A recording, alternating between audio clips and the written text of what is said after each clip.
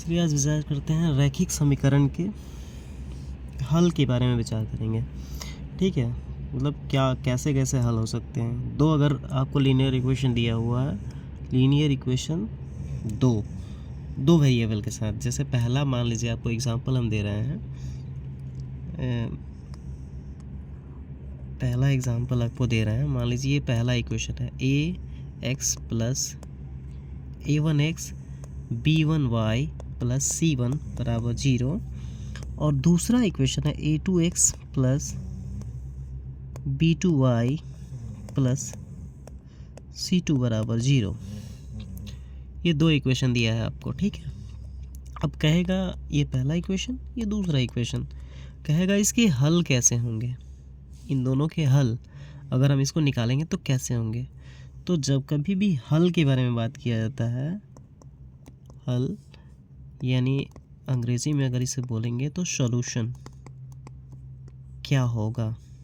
जब कभी सॉल्यूशन निकालना होता है तो सबसे पहले हम a1 बटा a2 निकालते हैं, b1 बटा b2 निकालते हैं और c1 बटा c2 निकालते हैं।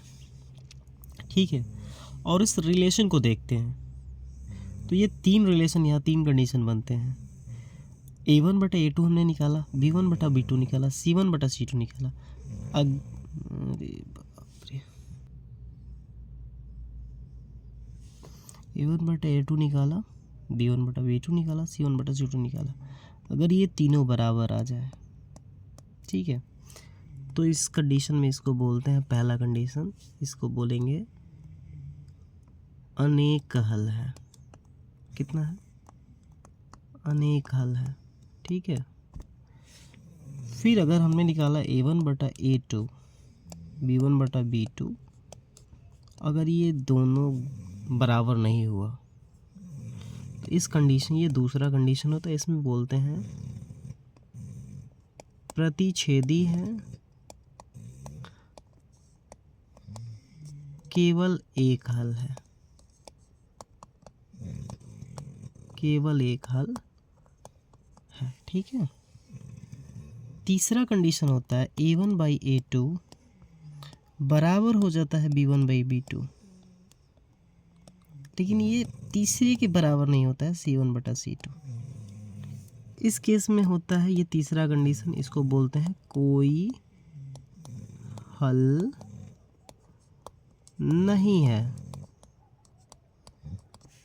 अब आपको कुछ एग्जांपल दे करके हम बता रहे हैं। जैसे आपको एग्जांपल ये दे रहे हैं, ये हमने दे दिया 2x प्लस 3y प्लस 12 बराबर 0, यहाँ दे दिया 4x प्लस 6y प्लस 24 बराबर 0। तो हमने निकाला a1 बटा a2, a1 बटा a2 बराबर क्या होगा, ये होता है a1 पहले समीकरण का, ये होता है a2, तो 2/4 कितना आ गया, 1/2। फिर हमने निकाला b1 बटा b2, b1 क्या होगा 3, b1 हो जाएगा, और b2 क्या होगा 6, यानी ये भी हो जाएगा 1/2। फिर हमने निकाला c1 बटा c2, c1 कितना है +12 और c2 कितना है 24, ये भी हो जाएगा 1/2।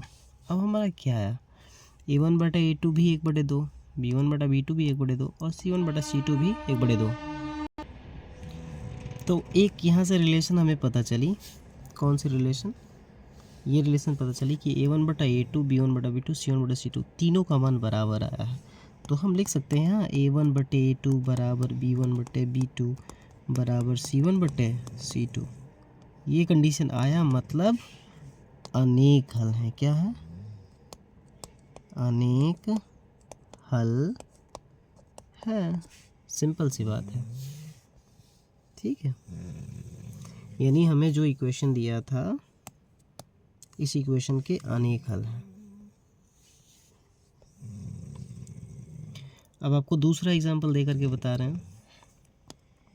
एग्जांपल नंबर 2,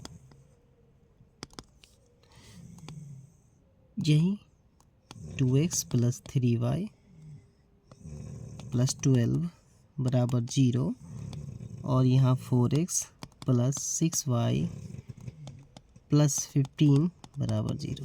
फिर से हम यहाँ से a1/a2 निकालेंगे, बराबर क्या हो जाएगा 2/4। a1 ये a2 यानी 1/2।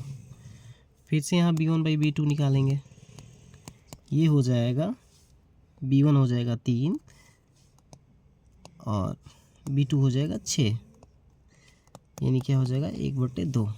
फिर से यहाँ c1/c2 निकालेंगे, c1 क्या हो जाएगा, ये होता है a1 b1 c1, ये होता है a2 b2 c2। तो c1 क्या होगा, c1 यहाँ 12